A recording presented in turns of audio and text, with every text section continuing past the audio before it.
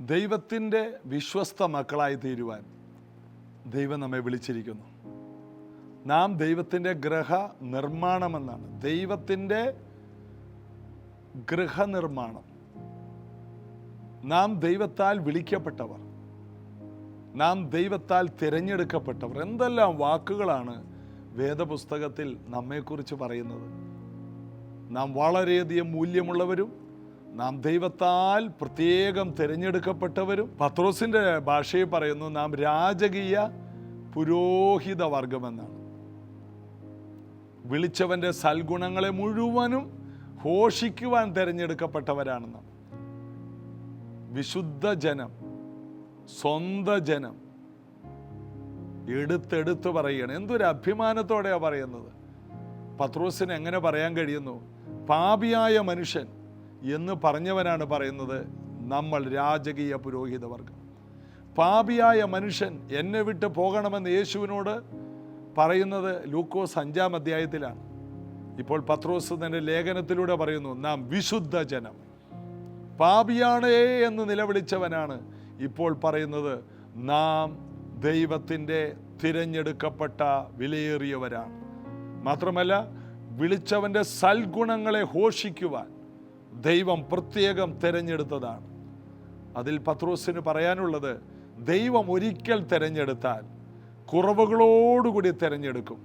എന്നാൽ അവൻ കുറവ് തീർത്ത് അവൻ പണിതെടുക്കും. വെട്ടുകുഴിയിൽ വെച്ച് തന്നെ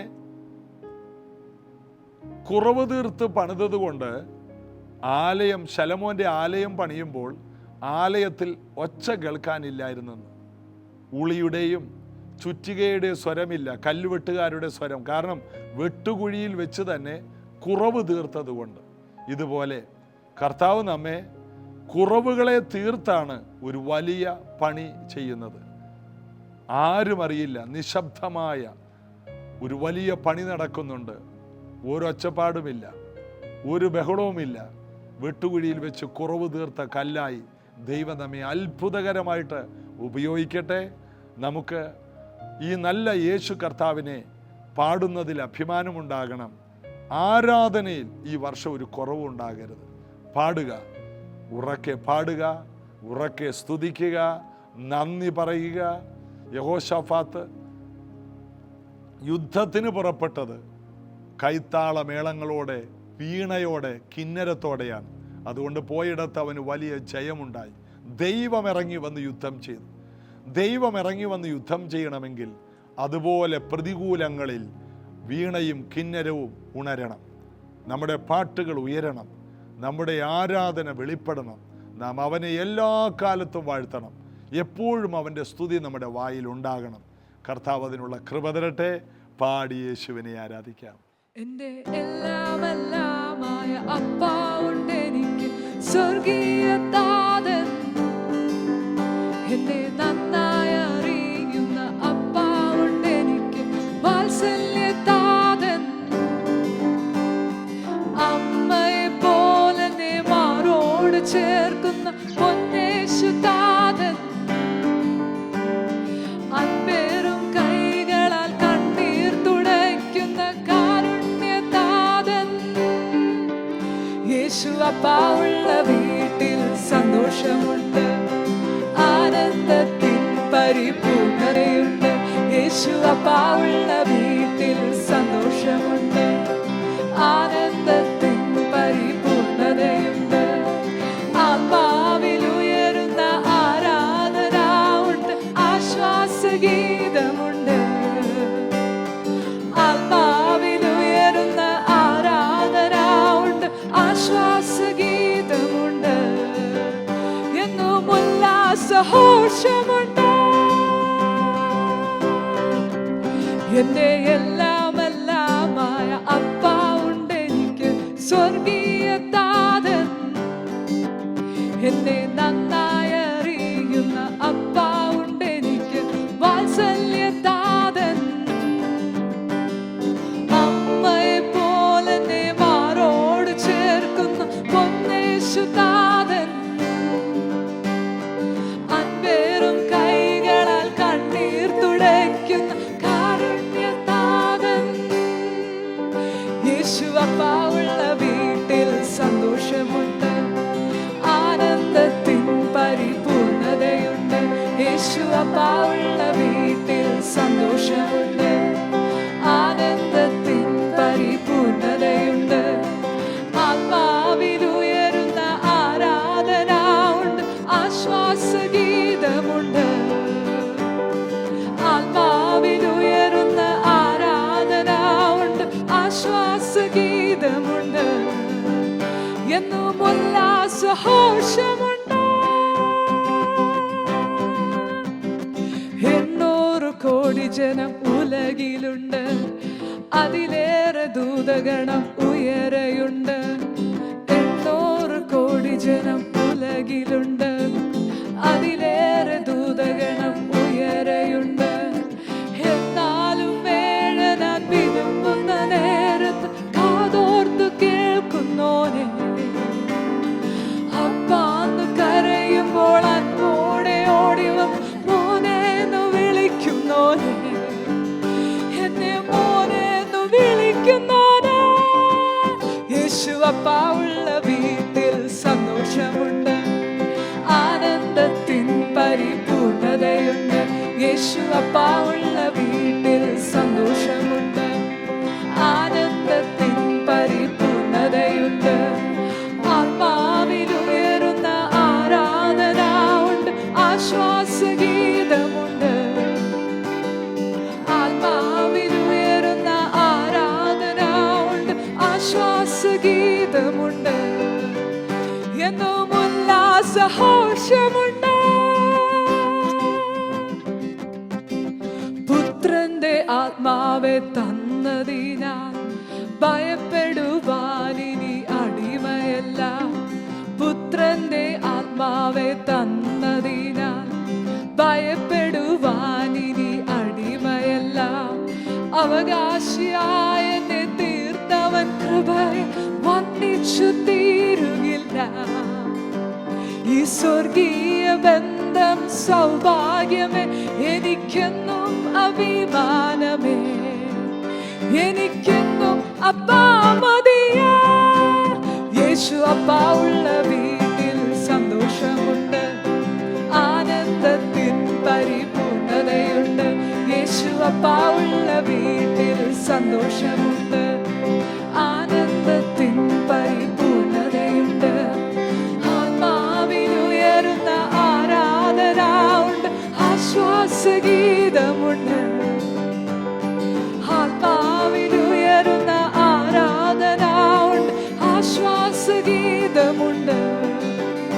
എന്നും ഉല്ലാസഘോഷമുണ്ട്. യേശു അപ്പാ, യേശു അപ്പാ ഉള്ള വീട്ടിൽ സന്തോഷമുണ്ട്, ആനന്ദത്തിൻ പരിപൂർണതയുണ്ട്. യേശു അപ്പാ ഉള്ള വീട്ടിൽ സന്തോഷമുണ്ട്, ആനന്ദത്തിൻ പരിപൂർണതയുണ്ട്.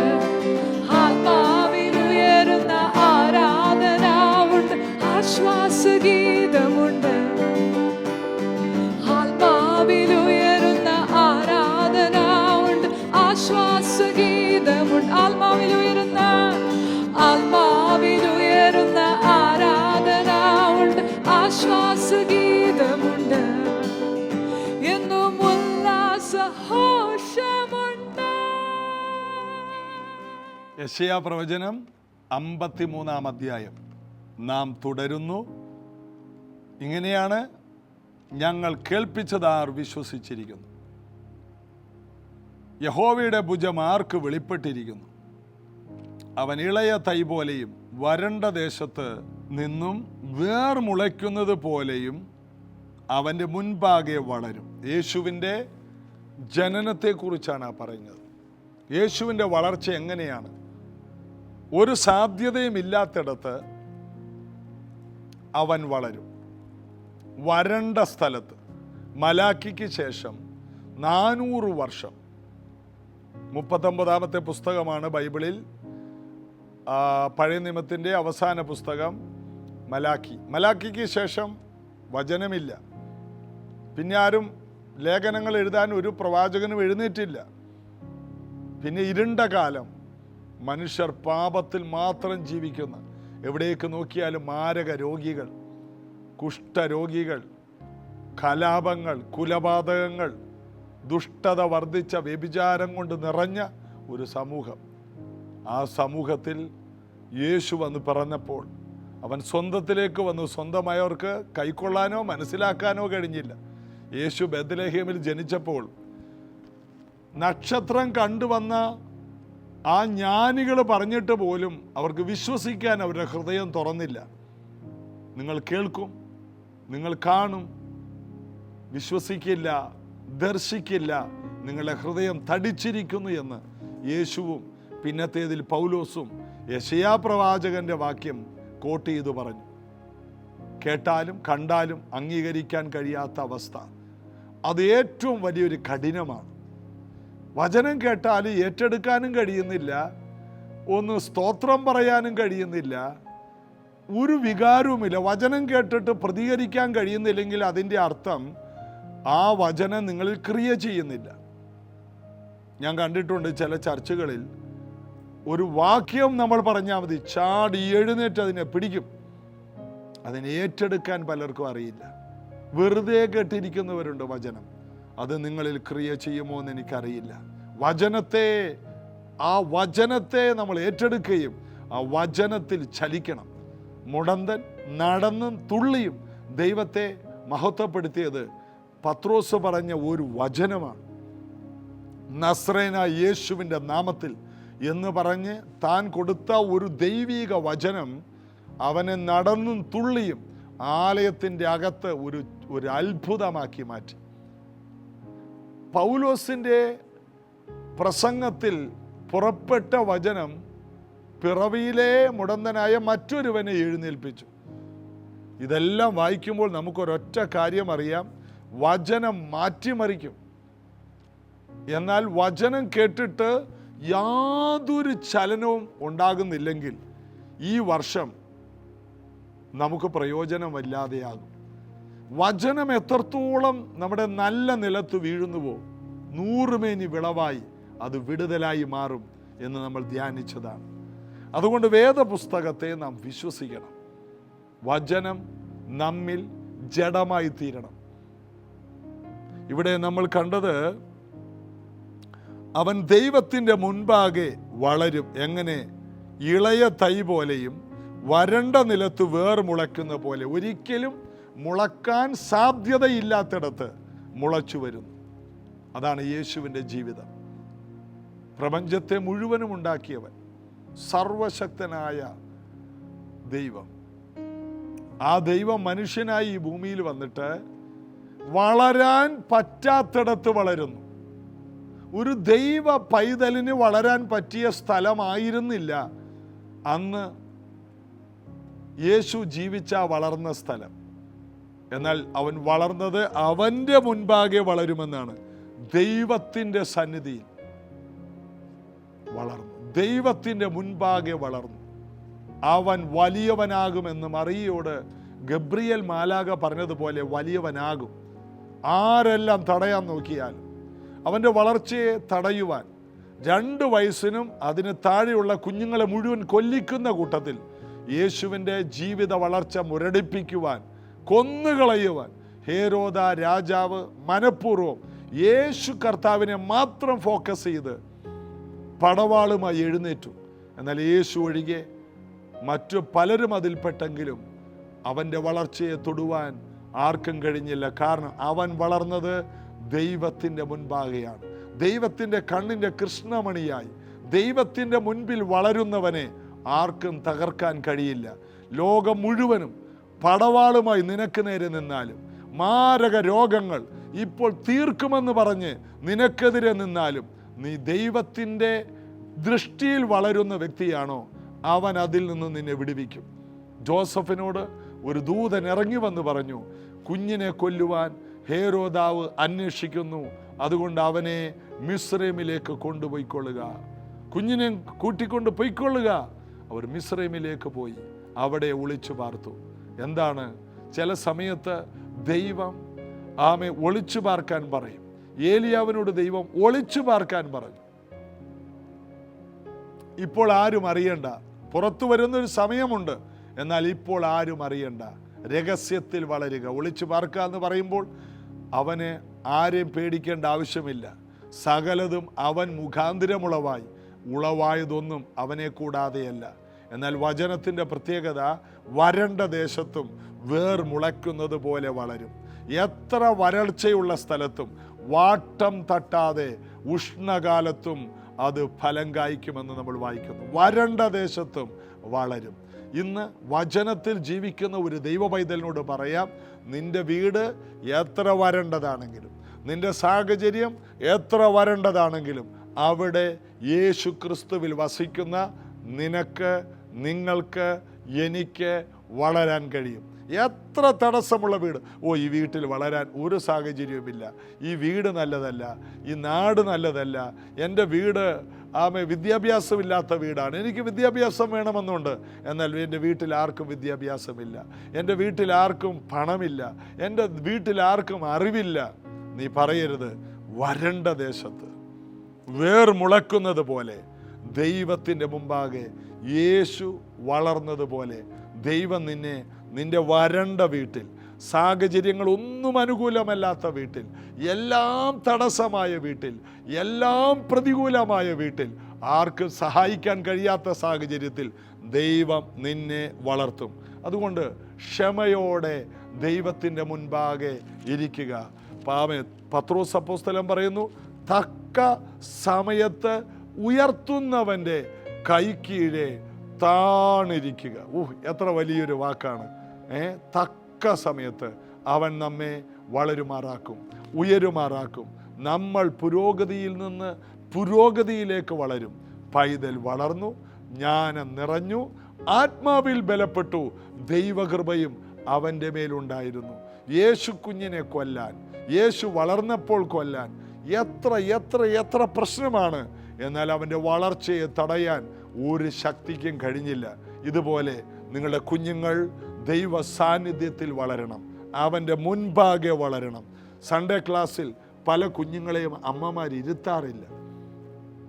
കാരണം ഞായറാഴ്ച പെട്ടെന്ന് അവർക്ക് ഭയങ്കര ഫങ്ഷനുകളാണ്, ഒത്തിരി ഒത്തിരി കാര്യങ്ങൾ. അന്നത്തെ ദിവസമാണ് കല്യാണങ്ങൾ, അന്നത്തെ ദിവസമാണ് വീട് കയറി താമസം. എല്ലാവർക്കും അവധിയായതുകൊണ്ട് എല്ലാവരും അന്നാണ് കാര്യം വെച്ചത്. പോകാതിരിക്കാൻ പറ്റുമോ? നമ്മുടെ ഏറ്റവും പ്രിയപ്പെട്ടവരല്ലേ. അതിനുവേണ്ടി ആദ്യം കളയുന്നത് സഭായോഗം, രണ്ടാമത് കളയുന്നത് സൺഡേ സ്കൂൾ. ദൈവത്തിൻ്റെ വചനത്തിൽ വളരേണ്ട കുഞ്ഞുങ്ങൾ, അത്ഭുതമാകേണ്ട കുഞ്ഞുങ്ങൾ, അനുഗ്രഹമാകേണ്ട കുഞ്ഞുങ്ങളെ ആമേൻ നമ്മുടെ കുഞ്ഞുങ്ങളായിട്ട് വളർത്തി ആമേൻ ലോകത്തിൽ ശേഷം മനുഷ്യരെ പോലെ ആക്കുന്ന അധപ്പതിച്ച മാതാപിതാക്കളുടെ പ്രവണതകൾ എത്ര അപകടകരമാണ്. അതായത് ഒരു കുഞ്ഞ് നമ്മുടേതല്ല. എനിക്ക് 2 മക്കളുണ്ട്, 2 എൻ്റേതല്ല. പൗലോസ് അതിന് ഇങ്ങനെയാ പറയുന്നത്, ഞാൻ അമ്മയുടെ ഉദരത്തിൽ ഉരുവാകും മുമ്പേ എൻ്റെ ദൈവം എന്നെ കണ്ടു. ഇരമ്യാവിനോട് ദൈവം പറയുന്നു, നിന്റെ അമ്മയുടെ ഉദരത്തിൽ ഉണ്ടാകുന്നതിന് മുമ്പ് ഞാൻ നിന്നെ പ്രവാചകനായിട്ട് നിയമിച്ചു. അപ്പോൾ ദൈവത്തിൻ്റെ നിയമനം കഴിഞ്ഞു, ദൈവത്തിൻ്റെതാണ് നാം. കുഞ്ഞുങ്ങളെ സൺഡേ ക്ലാസ്സിൽ ഇരുത്താതെയും യൗവനക്കാരുടെ മീറ്റിങ്ങിലേക്ക് മാതാപിതാക്കൾ കുഞ്ഞുങ്ങളെ പറഞ്ഞുവിടാതെ ഇരിക്കുമ്പോൾ നിങ്ങൾ ദൈവത്തിനെതിരെ യുദ്ധം ചെയ്യുകയാണ്. ദൈവത്തിൻ്റെ തെരഞ്ഞെടുപ്പുകളെ വളരാൻ അനുവദിക്കുന്നില്ല. വരണ്ട ദേശത്തും വളരുന്ന ഒരു ജനറേഷനാണ് നമ്മുടെ തലമുറകൾ. നാം വളർന്നത് അങ്ങനെ. നമുക്ക് ഒരു പ്രാർത്ഥനയ്ക്ക് വരാൻ കഴിവില്ലായിരുന്നു, സാഹചര്യമില്ലായിരുന്നു. നാം വളരെ പ്രശ്നത്തിലായിരുന്നു. വിശ്വാസത്തിൽ വന്ന സമയത്ത് എനിക്ക് വിശ്വാസത്തിൽ വളരാൻ യാതൊരു സാഹചര്യമില്ല. ഒന്ന് ബൈബിൾ ഇരുന്ന് വായിച്ച് പഠിക്കാൻ പറ്റിയൊരു വീടല്ല, മാത്രമല്ല പ്രാർത്ഥിക്കാൻ പറ്റിയൊരു വീടല്ല, മാറിയിരുന്ന് പ്രാർത്ഥിക്കാൻ ഒരു മുറിയില്ല. അതുകൊണ്ട് തൊട്ടടുത്തൊരു പുഴയുണ്ട്. വീട്ടിലാരും വിശ്വാസത്തിലല്ലാത്തത് കൊണ്ട് അവിടെ ഇരുന്ന് പ്രാർത്ഥിക്കാൻ പറ്റാത്തത് കൊണ്ട് തൊട്ടടുത്തൊരു പുഴ, ആ പുഴയിൽ ഒത്തിരി ഈ മണൽ വാരുന്ന വള്ളങ്ങൾ കെട്ടിയിട്ടിട്ടുണ്ട്. ആ വള്ളങ്ങളിൽ പോയിരുന്ന് ബൈബിൾ വായിക്കും. അപ്പോൾ ആ ഏരിയയിലുള്ള പലർക്കും അറിയാം ആ വള്ളങ്ങളിൽ ഏതെങ്കിലും ഒന്നിൽ ഞാനുണ്ടെന്ന്. അപ്പോൾ എന്നെ അന്വേഷിക്കുമ്പോൾ എല്ലാവർക്കും അറിയാം ബൈബിളുമായിട്ട് ആ വള്ളത്തിൽ കാണും, അല്ലെങ്കിൽ ആ പുഴയുടെ തീരത്ത് ഏതെങ്കിലും ഒരു തെങ്ങിൻ്റെ തോപ്പിലുണ്ടാകും. വളരാൻ, എൻ്റെ വീട്ടിൽ വിശ്വാസത്തിൽ വളരാൻ സാഹചര്യമില്ല. ഇന്ന് പല ദൈവമക്കളുടെയും കുഞ്ഞുങ്ങളെ ബൈബിൾ കോളേജിൽ വിടുന്നു. ലോകത്തിലെ ഏറ്റവും വലിയ യൂണിവേഴ്സിറ്റി ആയ ഓറൽ റോബർട്ട് യൂണിവേഴ്സിറ്റിയിൽ വേദപുസ്തകം പഠിപ്പിക്കാൻ വിടുന്നു. എവിടെയെല്ലാമാണ് കുഞ്ഞുങ്ങളെ വിടുന്നത്. എൻ്റെ ജീവിതത്തിൽ വളരാൻ യാതൊരു സൗകര്യവുമില്ല. എന്നിട്ടും വളരാൻ കഴിഞ്ഞത്, ഇവിടം വരെ എത്തിയത് ദൈവത്തിൻ്റെ കണ്ണിൻ്റെ മുൻപിൽ എനിക്ക് വളരാൻ അവിടെയും സാധ്യത ദൈവം ഒരുക്കി. ഒരു സാധ്യതയുമില്ല. എന്തെങ്കിലും ഒരു അവസരം പറഞ്ഞ് മാറാം. എന്നാൽ ഇന്ന് മാതാപിതാക്കൾ അറിയണം, മനഃപൂർവ്വം കുഞ്ഞുങ്ങളെ വചനം പഠിക്കാനും ധ്യാനിക്കാനും ആത്മാവിൽ വളരാനും നിങ്ങൾ അവസരം കൊടുക്കുന്നില്ലെങ്കിൽ നിങ്ങൾ അവർക്ക് ശവക്കുഴി തോണ്ടുകയാണ്. കഠിനമായ വാക്കുകളാണെന്ന് തെറ്റിദ്ധരിക്കരുത്, അതാണ് വാസ്തവം. നാളെ നിങ്ങളുടെ കുഞ്ഞുങ്ങൾ നിങ്ങളെ തിരിഞ്ഞു പറയും, എന്താണ് പ്രാർത്ഥനയുള്ളപ്പോൾ സമയത്തിന് ഞങ്ങളെ പ്രാർത്ഥനയ്ക്ക് കൊണ്ടുപോയില്ല, ആരാധനയുടെ ഇടക്ക് ഞങ്ങളെ വിളിച്ചുകൊണ്ട് കല്യാണത്തിനും പല പരിപാടിക്കും കൊണ്ടുപോയി, സൺഡേ ക്ലാസ് പരീക്ഷയ്ക്ക് പോലും ഞങ്ങളെ ഇരുത്തിയില്ല, വീട്ടിൽ വേദപുസ്തകത്തിന് യാതൊരു വിലയും കൽപ്പിച്ചില്ല എന്ന് പറഞ്ഞ് കുഞ്ഞുങ്ങൾ തിരിഞ്ഞ് മാതാപിതാക്കളെ ബഹുമാനിക്കാതിരിക്കുന്ന ഒരവസ്ഥ നമുക്ക് വരരുത്. തിരിഞ്ഞു പറയണം, എൻ്റെ അപ്പൻ എൻ്റെ അമ്മ ഒരു സഭായോഗം മുടക്കത്തില്ലായിരുന്നു, ഒരു പ്രാർത്ഥന മുടക്കുകയില്ലായിരുന്നു, ഒരവധി കിട്ടിയാൽ ഞങ്ങളെയും കൂട്ടി പ്രാർത്ഥനയ്ക്ക് പോകും. ഞങ്ങളുടെ അമ്മ പ്രാർത്ഥിക്കുന്ന ഒരു അമ്മയായിരുന്നു, ഞങ്ങളുടെ അപ്പൻ പ്രാർത്ഥിക്കുന്ന ഒരു അപ്പനായിരുന്നു എന്ന് നമ്മുടെ കുഞ്ഞുങ്ങൾ നമ്മുടെ വാർദ്ധക്യത്തിൽ നമ്മോട് തിരിഞ്ഞു പറയുന്ന ഒരു നല്ല സീസണെ നമ്മൾ ഇപ്പോഴേ ഉണ്ടാക്കിയെടുക്കണം. ഇത് എത്രയോ പേർക്ക് ഇതൊരു ദൂതായി പിടിക്കാൻ കഴിയും. നിങ്ങൾ മാതാപിതാക്കൾ അനുഗ്രഹിക്കപ്പെടും. അതായത് വരണ്ട ദേശത്ത്, ഒരു സാധ്യതയും ഇല്ലാത്തിടത്ത് വളർന്നവരാണ് അപ്പോസ്തലന്മാർ, ദൈവ മനുഷ്യർ. അവർക്ക് ആർക്കും ആത്മാവിൽ വളരാൻ കഴിയാത്ത സാഹചര്യമായിരുന്നു.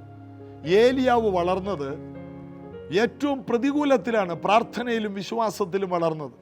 ഏലിയാവ് പറയാണ്, ഞാൻ ഒരുത്തനേ ഉള്ളൂ, എൻ്റെ ഒപ്പം ഉണ്ടായ എല്ലാത്തിനെയും കൊന്നുകളഞ്ഞു.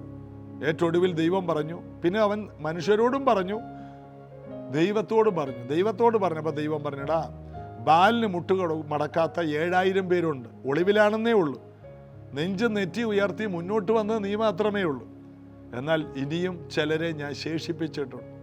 ഏലിയാവിൻ്റെ കാലത്ത് പ്രാർത്ഥന ബുദ്ധിമുട്ടായിരുന്നു. വിശ്വാസത്തിൽ വളരുക എന്നുള്ളത് ഒരു വിശ്വാസിയെ, ഒരു വിശുദ്ധനെ, ഒരു പ്രവാചകനെ, ഒരു അഭിഷിക്തനെ കണ്ടാൽ വെട്ടിക്കൊല്ലുന്ന കാലം, വിശ്വാസത്തിൽ നിലനിൽക്കാൻ കഴിയാത്ത കാലം. വരണ്ട ദേശത്ത് വളരുന്ന ഒരു അനുഭവം. വടക്കേന്ത്യയുടെ മണ്ണിൽ വളരെ കഷ്ടം സഹിച്ചാണ് അവർ വളരുന്നത്. റുമേനിയ, റഷ്യ, ചൈന പോലെയുള്ള സ്ഥലങ്ങളിൽ വരണ്ട സ്ഥലങ്ങളാണ്. അവിടെയാണ് ഏറ്റവും കൂടുതൽ ആത്മാക്കൾ വിടുവിക്കപ്പെടുന്നത്. എന്തിന്? വടക്കേന്ത്യയിൽ പ്രതികൂലമുണ്ടോ സുവിശേഷത്തിന്? 1,00,000 പേരും 50,000-ഉം 10,000-ഉമുള്ള അനേക സഭകൾ അവിടെ എഴുന്നേറ്റു. കാരണം വരണ്ട ദേശത്ത് വേർ മുളച്ചു വരും. ഏറ്റവും പ്രതികൂലമുള്ളപ്പോൾ അവൻ വളരും. യേശുവിൻ്റെ ചരിത്രം മാത്രമല്ല, ഇന്ന് ജീവിച്ചിരിക്കുന്ന എല്ലാ ദൈവസഭകളും പ്രതികൂലത്തിൻ്റെ മണ്ണിലാണ് ആർത്തു വളരുന്നത്. ദൈവസഭയ്ക്കെതിരെ എത്ര വരൾച്ചകൾ പിശാച് കൊണ്ടുവന്നാലും അവിടെയും ഇളയ തൈ പോലെ, വേർമുളച്ചതുപോലെ അത് വളർന്ന് തക്കകാലത്ത് ഫലം കായ്ക്കുന്ന ഇലവാടാത്ത വൃക്ഷം പോലെ ആർത്തു വളരുവാൻ ഇടയായിത്തീരും. വേർ മുളയ്ക്കും. ഒരു വൃക്ഷം അത് ഉണങ്ങാതെ നിൽക്കാൻ കാരണം അതിൻ്റെ വേര് മുളച്ച് ആഴത്തിലേക്ക് പോയി. ചില വൃക്ഷങ്ങൾ ഉണങ്ങുന്നത് അതിൻ്റെ വേർ മുളച്ചതല്ല, അതിൻ്റെ തടിയിൽ ഒരു പച്ചപ്പുണ്ടെങ്കിലും വേരുണങ്ങിയതാണ്. എന്നാൽ തടിയിൽ ഒരു പച്ചപ്പില്ലെങ്കിലും വേർ മുളച്ചാൽ ഒരു ഇളയ തൈ പോലെ സൈഡിലൂടെ ഒരു കിളിർപ്പ് വരും. അങ്ങനെയാണ് ദാവീദിൻ്റെ കുടുംബത്തിൽ ഒരു ഇളയ തൈ പൊങ്ങി വന്നത്. ഇതിൻ്റെ എല്ലാ അർത്ഥങ്ങൾ കർത്താവിൻ്റെ മക്കൾ പഠിക്കണം. ഈ ദിവസങ്ങളിൽ നമുക്ക് ഈ അധ്യായം ഒന്ന് ധ്യാനിച്ച് ബലപ്പെടാം. വളരും. ഏത് പ്രതികൂലത്തിലും ഞാനും നിങ്ങളും വളരും. ആരെതിർത്താലും നമ്മൾ വളരും. ഏത് ഭീഷണിയിലും നമ്മൾ വളരും. വളരുക. സഭ വളരണം, ദൈവമക്കൾ വളരണം, വചനത്തിൽ വളരണം, ആത്മാവിൽ വളരണം, സത്യത്തിൽ വളരണം, കൃപയിൽ വളരണം, ദൈവത്തിനും മനുഷ്യർക്കും പ്രീതിയുള്ളവരായി നാം വളർന്നു വരണം. യേശുവിനെ പോലെ വളരണം. അതിനുള്ള കൃപ ദൈവം തരും. പ്രാർത്ഥിക്കാം. യേശു കർത്താവേ, അങ്ങയുടെ തിരുവെഴുത്തുകൾ ധ്യാനിക്കുന്ന ഞങ്ങൾക്ക് ഒരു വളർച്ചയുടെ സാധ്യത അങ്ങ് തുറക്കുന്നതിനായി സ്തോത്രം. വരൾച്ചകളെ മാറ്റി, കഴിഞ്ഞ വർഷങ്ങളിലെ വരൾച്ചകളിൽ നിന്ന് ഒരു വളർച്ചയിലേക്ക് ഞങ്ങളെ കൈപിടിച്ച് നടത്തുന്ന അരുമനാഥൻ്റെ കൃപയ്ക്കായി സ്തോത്രം. ആരെങ്കിലും വരണ്ടു പോയെങ്കിൽ വരണ്ട കൈയുള്ള മനുഷ്യനോട് നിന്റെ കൈ നീട്ടുക എന്ന് പറഞ്ഞപ്പോൾ വളർന്ന കൈ പോലെ വരണ്ട കൈ ആയതുപോലെ ഇന്ന് ആരുടെയെങ്കിലും ജീവിതത്തിൽ പ്രവർത്തികൾ വരണ്ടു പോയെങ്കിൽ, നാവ് വരണ്ടു പോയെങ്കിൽ, ചിന്തകൾ വരണ്ടു പോയെങ്കിൽ, പ്രാർത്ഥന വരണ്ടു പോയെങ്കിൽ, വിശ്വാസം വരണ്ടു പോയെങ്കിൽ ഇന്ന് അവർ സൗഖ്യമാകട്ടെ. ഒരു പുതിയ വളർച്ച ഇവരിൽ ഉണ്ടാകട്ടെ. പ്രാർത്ഥിച്ച് അനുഗ്രഹിക്കും. പരിശുദ്ധാത്മാവിൻ്റെ ഒരു കവിഞ്ഞൊഴുക്ക് ഈ മക്കളുടെ മേൽ ഇപ്പോൾ വരട്ടെ. സൗഖ്യങ്ങൾ സംഭവിക്കട്ടെ. ഈ കുടുംബത്തിൻ്റെ മേൽ അത്ഭുതകരമായ വിടുതലുകൾ നടക്കട്ടെ. ഈ വചനങ്ങൾ ഈ മക്കളിൽ വിശ്വാസമായി പരിണമിക്കട്ടെ. ഈ വീടുകൾ വളർന്നു പന്തലിക്കട്ടെ. ആർക്കും തൊടുവാൻ കഴിയാത്ത അത്ഭുത വീടുകളാകട്ടെ. യേശുവിൻ നാമത്തിൽ ആമേൻ. ഞാൻ വിശ്വസിക്കുന്ന ഈ വചനങ്ങൾ നിങ്ങൾക്ക് ജീവനും ചൈതന്യവും ഉള്ളതായി തീരുന്നുണ്ട്. നിങ്ങളുടെ ജീവിതം, എൻ്റെ ജീവിതം ഈ വചനത്താൽ മാറും. നാളെ ഇതേ സമയത്ത് കാണാം. God bless you.